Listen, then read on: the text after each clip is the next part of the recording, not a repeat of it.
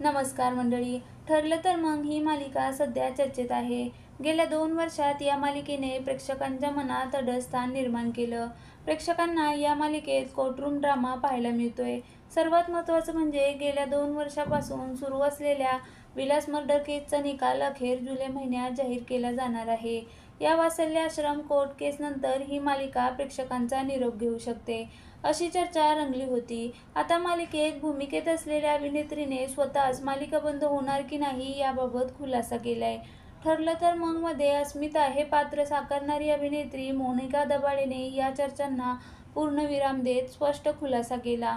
मोनिका दबाडेने एक video share केला, ज्यात ती म्हणते वात्सल्याश्रम आणि विलास खून खटला याचा निकाल लागणार आहे, पण मालिका बंद होणार नाही. मालिकेत अजून बऱ्याच गोष्टी घडणार आहेत, त्यामुळे मालिका पाहत राहा, असं तिने म्हटलं आहे.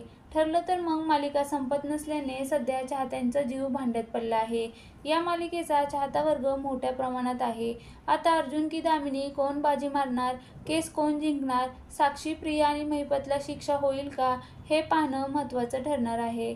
दरम्यान ठरलं तर मग ही मालिका स्टार प्रवाह पुरस्कार सोहळ्यात महाराष्ट्राची महामालिका ठरली होती. या मालिकेत जुई गडकरीने सायलीची भूमिका साकारली असून अमित भालिशाने अर्जुनची भूमिका साकारली आहे.